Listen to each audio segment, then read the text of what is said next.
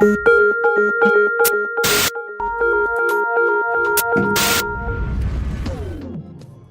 think that what we're seeing, and I think it's been a problem with digital for a long time, is that we're kind of building ourselves into a ghetto of attribution, and we're so obsessed with the technology, and we've kind of lost sight of the rest of the industry that we're part of, and that's about creating emotional responses to fantastic branded messages.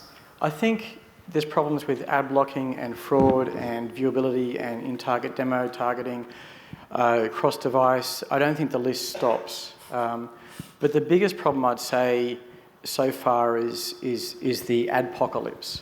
From where we sit, I feel that digital media is probably about $1.5 billion in Australia, about 300 million goes towards ad tech.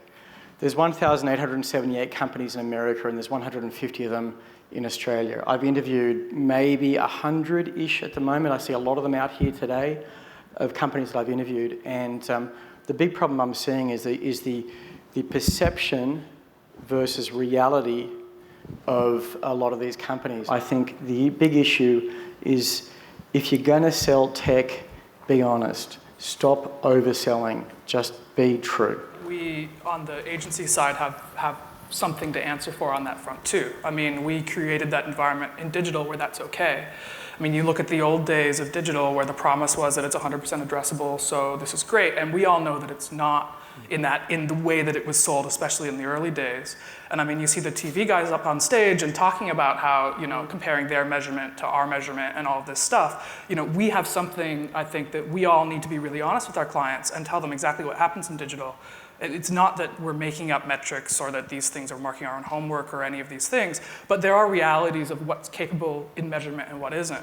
What about the ad blocking, the viewability? I know some of us are probably sick of hearing those words, but how big of issues are they for you now, and do you think they'll continue to be this year? Do you have a crack? I'll start. I see them all as forces for good.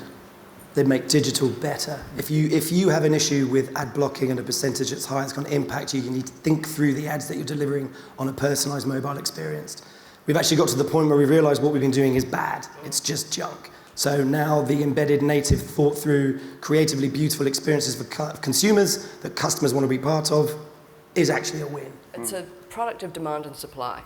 There was just a ridiculous era in digital where we had this huge oversupply of junk ads, and I think any publisher that's worth their weight sat down at one point, be that 5 years ago. I remember having this conversation 5 years ago at Fairfax and saying we need to start cutting back and making sure that we have fewer, more effective ads, because we are doing the entire industry a disservice by having ads that no one sees. They are pulling our whole eCPM down, and they are just destroying this industry. We've got to start concentrating on getting great ads, be they above the fold, make sure they're viewable, that have impact. That's where we need to move forward. Behind the scenes, we had a conversation about the Morgan & Stanley report that came out in January, and basically it called out the rate of what they call global leakage, and they said that the Australian media market, Google and Facebook, grew by $1 billion in 2015.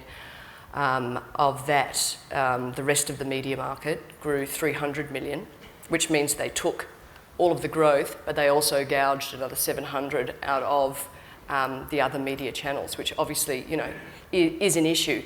When you're faced with those sorts of numbers, people tend to go, oh my God, it's too big, there's nothing we can do. But I'm kind of in Jonas's camp in that there are things that can be done.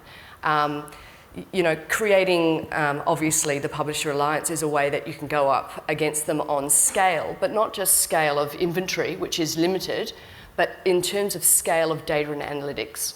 So I think what we're going to see, we've already seen global premium alliances happening around the world. I think what we're going to see now is the kind of collaboration between publishers who have a lot of inventory and the owners of data who have, in particular, authentication data.